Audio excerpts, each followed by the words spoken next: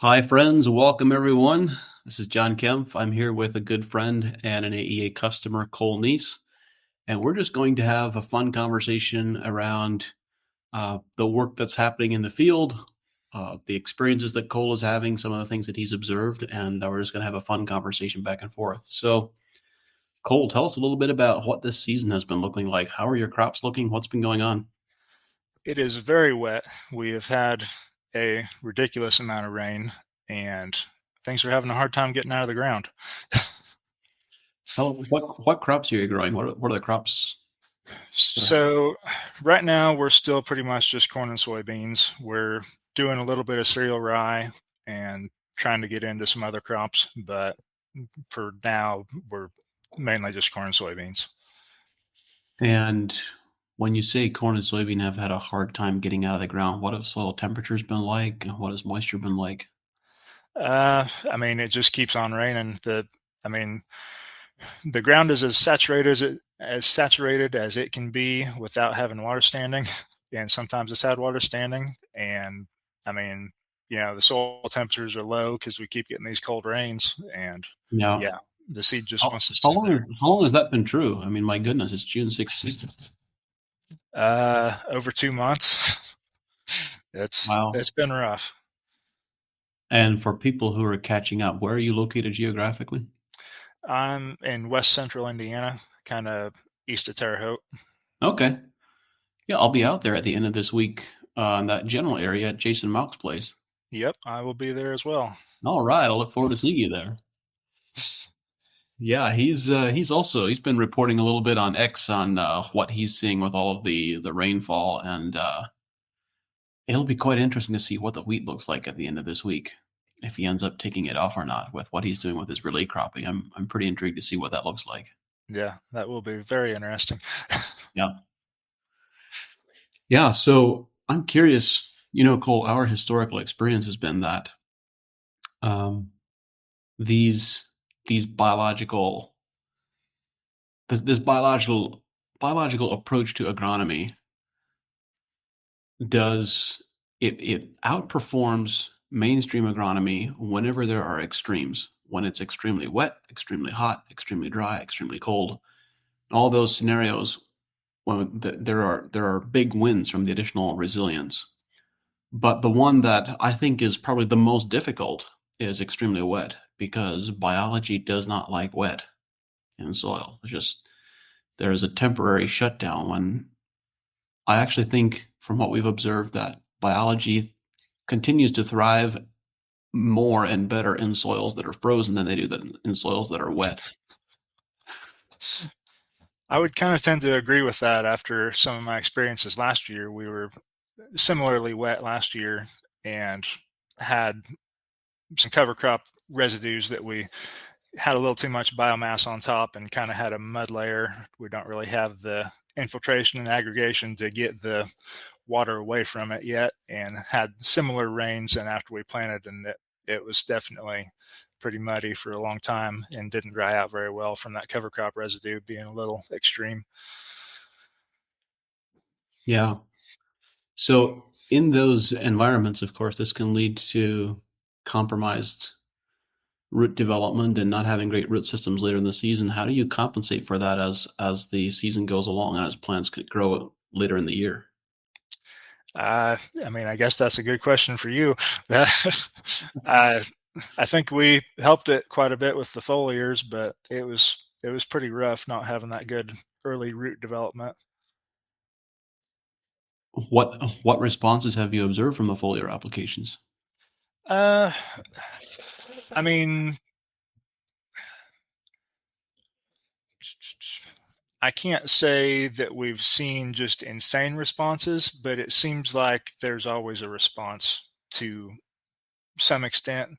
I I had some trials out and didn't see huge yield differences necessarily last year, but last year was I mean, such a rain out that it was really hard to get much data from last year, honestly. It's very common for us to, a lot of these annual crops, if we put on a foliar application, um, that's well designed, we get this photosynthesis bump. It's pretty common for us to see a root flush of expanded root growth. The question is just, and it can be quite significant. I've seen root biomass double on a soybean crop that was in saturated soil. I've seen the root biomass double in 2 weeks in the beginning of June, even into beginning of July, even into the middle of July, which is quite remarkable. So usually at that stage, you're at the bloom stage, your reproduction. You don't expect to see a flush of root growth at that stage, but that can happen, and that's a lot of fun. Yeah. Yeah.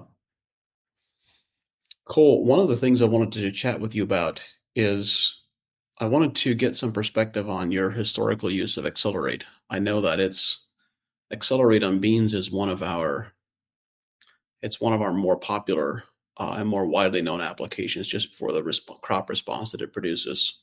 Have you Uh-huh. been using that in the past? Yeah, we have, and that is probably the biggest thing that I have seen a lot of results from. I mean, I had one time the pod count was close to double on some stuff that I had put Accelerate on at like R2 or so. And yeah, I mean That's the surprisingly late. yeah.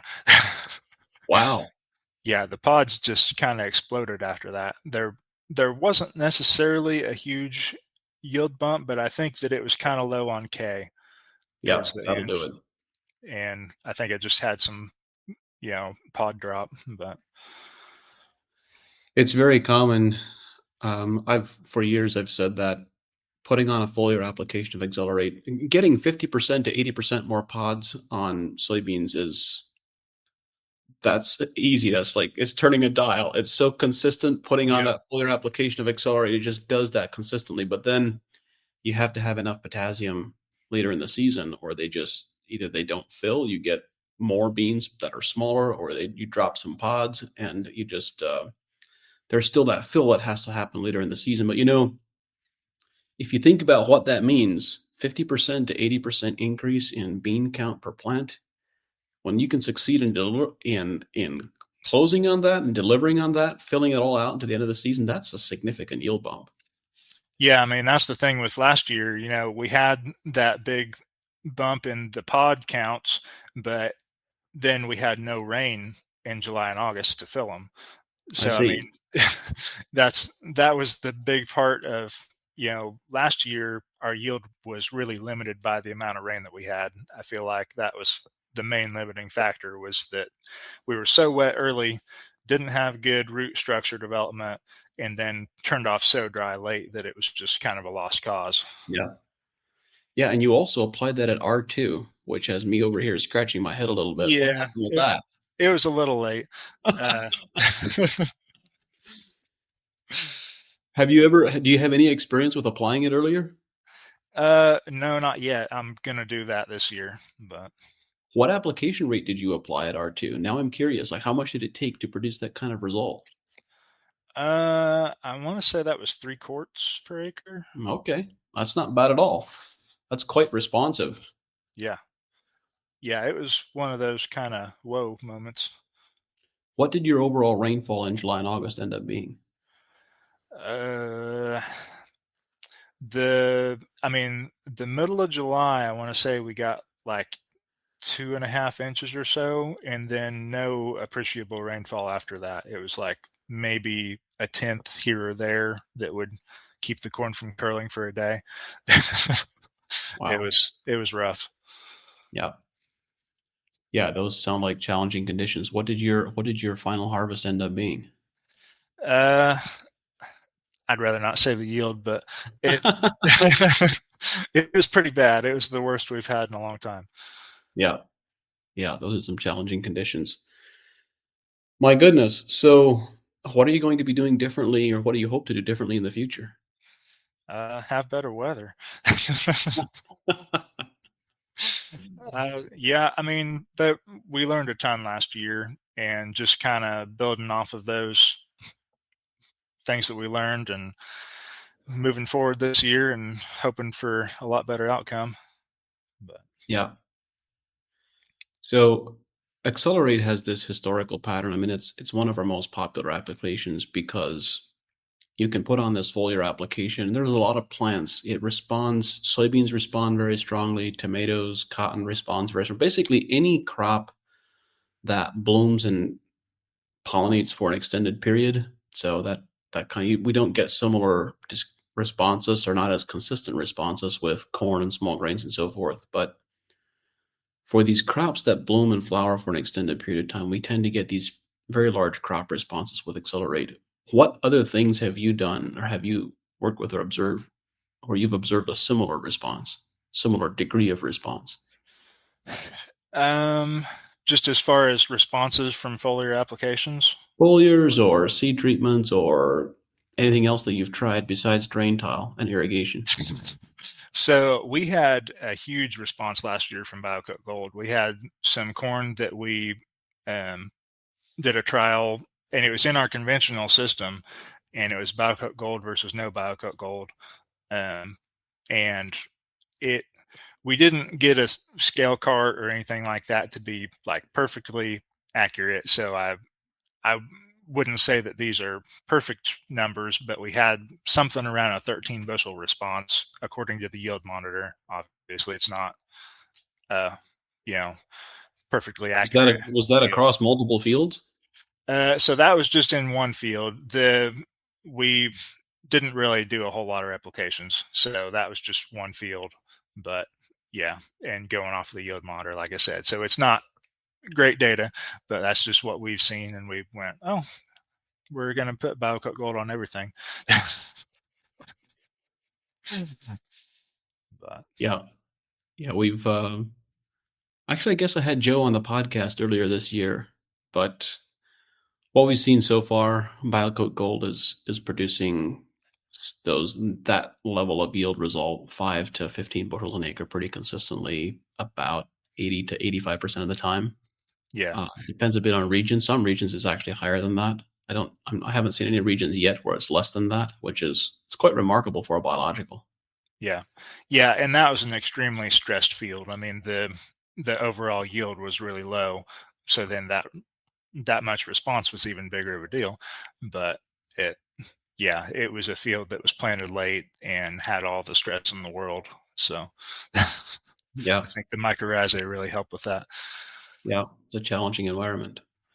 So, what questions do you have for me? What problems would you love to get solved? I mean, this year there have been a couple times when I wanted to pull sap while it was raining. Is that something that you can do without causing issues, or is that a bad idea? Um, it's been done. The I don't have a ton of personal experience with it.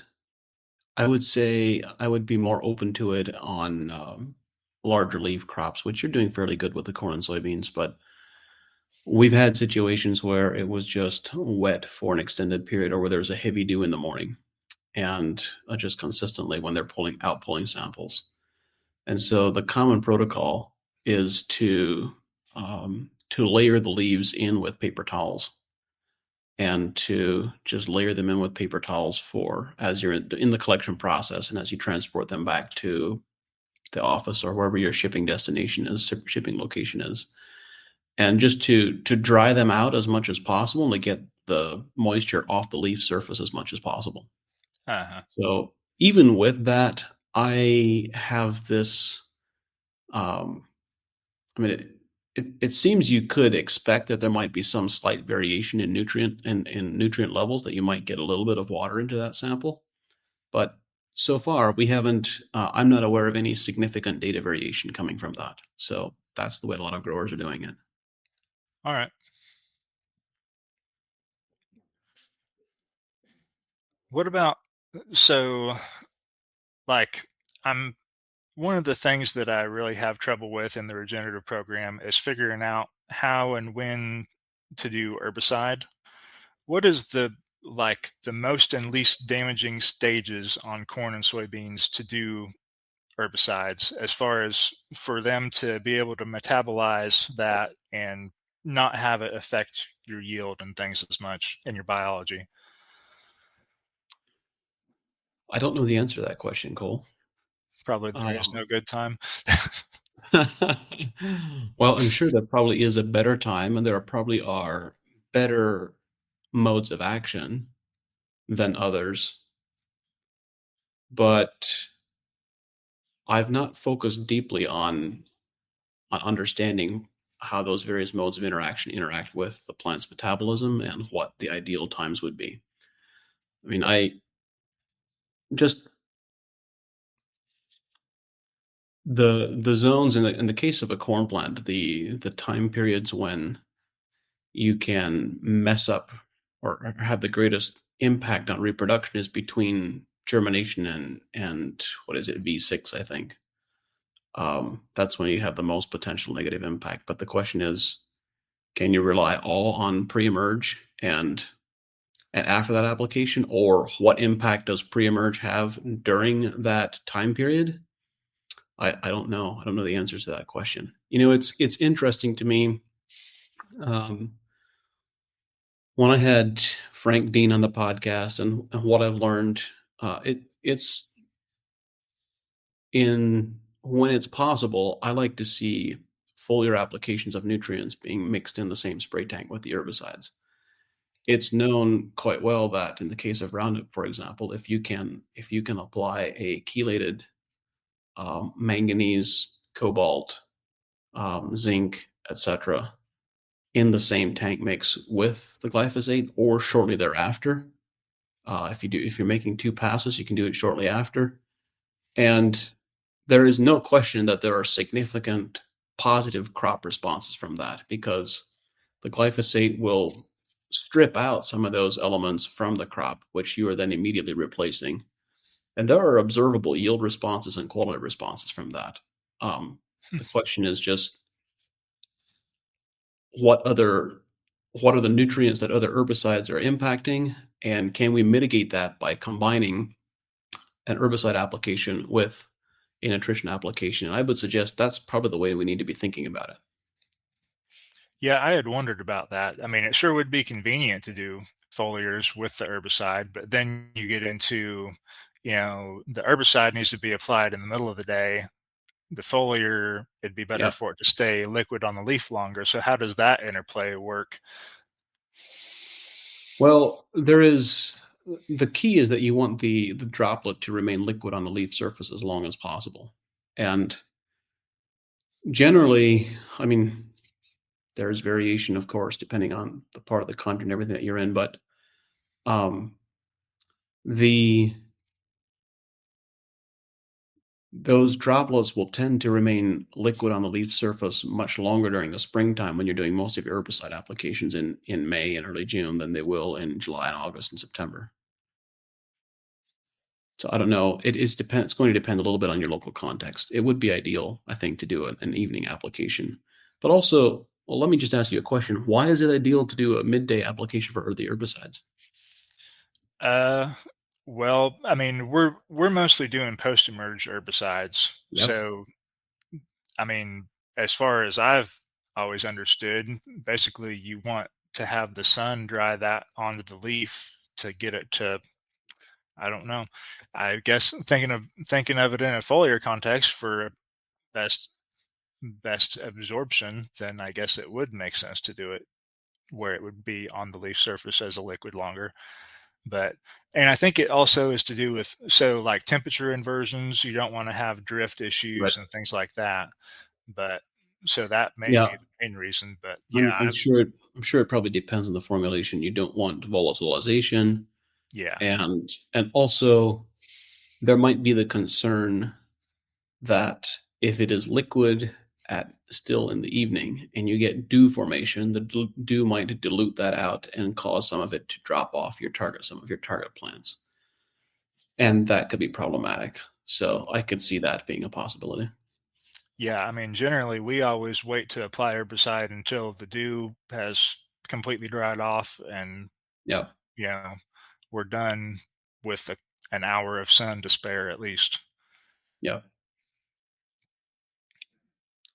It's been many years since I applied herbicides or even spent any time thinking about these types of applications. So, I would like to say the same, but I'm not there yet. Not sure if I ever will be, but I reckon we'll see. Well, I do expect that. Um, I know that there's a fair amount of stuff in the pipeline. I expect in the next 3 to 5 years or less, we're going to see just a wave of alternative herbicides come onto the marketplace. Now, each one of the stuff that's on the marketplace in the marketplace currently, they all seem to have their idiosyncrasies, and they need specific application criteria in order to perform really well. But I do expect that technology to just continue to improve and get better and better. Really? Yeah. Yeah, I know, like, there always is an old saying around here anyway that, like, stressing soybeans will make them yield better. Like, so say a Cobra application or something like that. I don't know if you've heard of Cobra, but, um, and it will kind of curl the leaf and stuff. And people say that that makes them yield better. Do you have any idea what that would be? I mean, that's herbicide stress that you're placing on that plant. Is that, Yeah. Yeah, I don't know anything about Cobra specifically, so but I do understand the concept of stress having the capacity to increase yield. Um, well, it's what earlier in our conversation we spoke about Jason Malk and the upcoming field day at the end of this week. He's observed, not just he, but many people have observed stress responses from rolling soybeans at a certain stage, or from kind of pushing them down and pushing them flat a little bit, and that causing them to branch out a lot more and essentially inducing a form of stress. And some herbicides, particularly those that have a hormonal type effect, such as even very light doses of 2,4-D, can produce a similar response. And I don't have exact mechanisms or modes of action in my head right now to describe why that is, but it's not uncommon for the stress responses to produce increased yield in some of these multi-fruiting crops. But now, what is interesting, and I think where I can add some value to the discussion, is that the degree of yield response from stress is a reflection of the plant's nutritional status. This one is one that we've become quite clear on. Is you can take two plants that are growing in apparently identical growing conditions relative to light and moisture and sunlight and etc. Um, and if one field has much better nutrition than the others and they're stressed the same, the field with better nutrition will produce a significantly greater yield response than the field that doesn't have the same balanced nutrition. So I've if you would have asked me the question, I don't know, 10 years ago, maybe even less than that, 7 years ago, um, my perspective, my opinion at one point was that if you want to produce the highest yields possible and the best quality possible, then we want to do everything we possibly can to eliminate stress. We want to have ideal growing conditions from a nutritional management perspective and from a stress perspective. And I no longer believe that to be true. I think that perspective was mistaken. The concept of having ideal nutritional balance, I think, is still true. But then when you have that optimal nutritional balance, having targeted stress or specific types of stressors at specific stages of plant development can produce some significant yield responses. So, and not just yield responses, but also quality responses. So, in the case of vegetable crops, if you want to produce exceptional flavor and aroma, um, specific types of disease attack or insect attack that the plant has the capacity to overcome actually increase the flavor profile and the aroma profile. So uh-huh. I think um, stress plus good nutrition can actually increase yields and increase quality. Huh. That's interesting.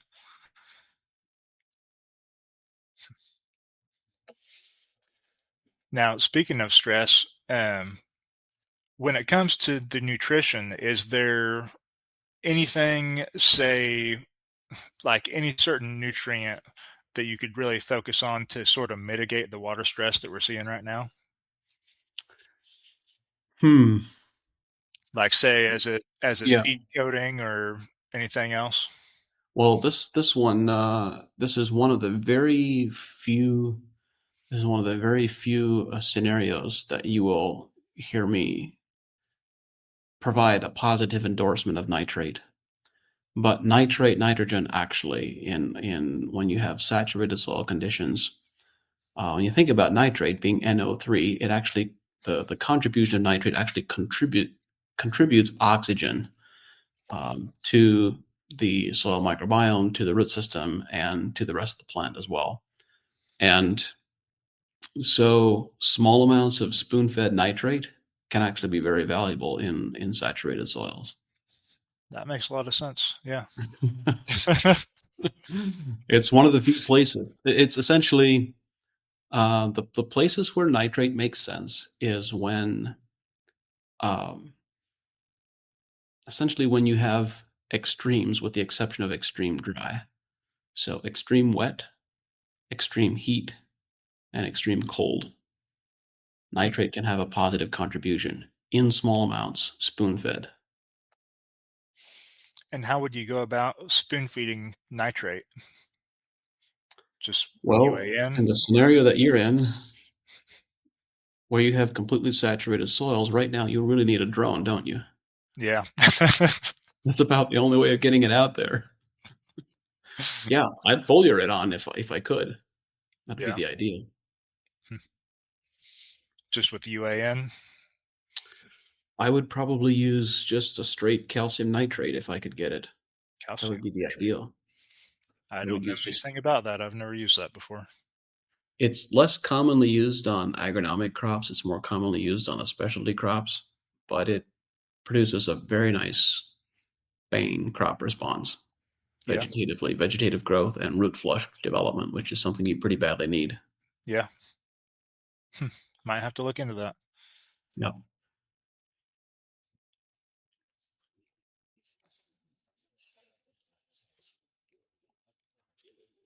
All right. Any other questions? Any other conversations we want to get into? I mean, there's something I saw last year that I was really excited about that I thought is worth mentioning is soybean pod integrity in regenerative systems. So we had, um, it's kind of our full AEA program. It's hard to say that one application of something was what caused it, but on all of our regenerative soybeans last year, we had way more resilient pods as far as they, whenever I combine them, they didn't shatter. Nothing like the conventional side. I mean, I had fields that were right next to each other and a conventional and a regenerative, and I could run a mile and a half faster in the regenerative stuff without, flinging beans everywhere. Any of us who have harvested soybeans know what it sounds like when you fling beans onto the window with the reel. And Yeah. I mean, the pod integrity was altogether different. It was very noticeable that the pods were staying together and going in the combine. And we kind of chalked that up to thinking that maybe that was better cobalt levels and possibly copper also. But that was really interesting, something that I didn't expect to see, that it really made a difference at harvest. Were there any differences in moisture levels? No, I mean, I guess you could say that there was because of the rye mulch that was on the regenerative side. But I mean, it was the same field side by side. Um, But what the about were there any differences in the harvest moisture and grain moisture levels when you harvested? Oh, no, it was the same. Yeah, interesting. Yeah, it's not yeah. Thank you for describing that. That's not an uncommon phenomena, where and it also holds true for small grains as well. Where when you start addressing some of these trace mineral metals, the pods don't the pods will still split open when they are completely dry. You reach a dryness point where that is going to happen, but um, the pods tend to stay closed. They tend to not shatter. They tend to not drop off.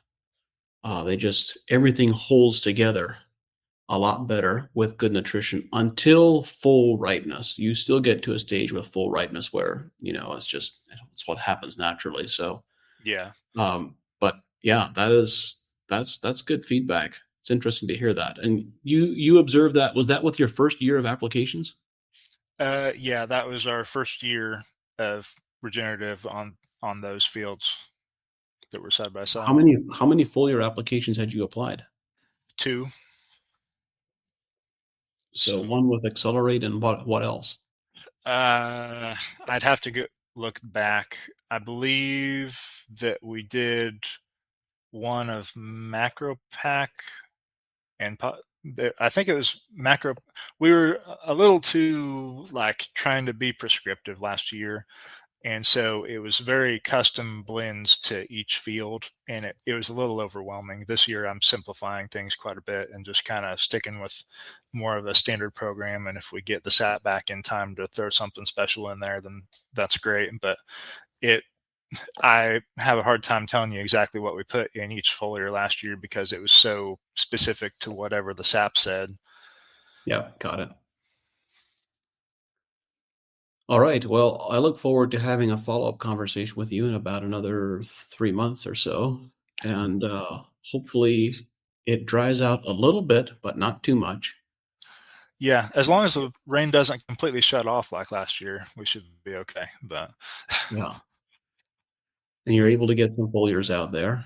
Maybe an accelerate foliar a little bit earlier than R2. yeah, hopefully here in the next week or so, actually. And then if all those stars align and if all those things come to pass, we'll be able to talk about soybean yields. By the way, are you're not going to treat all of your beans with Accelerate, are you? Uh, I, yeah, I'm planning on leaving plenty of check strips this year and All having right. a little bit better day. Good. Just checking. Yeah. Yeah. All right. Very good. Thank you, Cole. Yep. Thank you. Have an awesome day. Yeah, you too. It was awesome being here.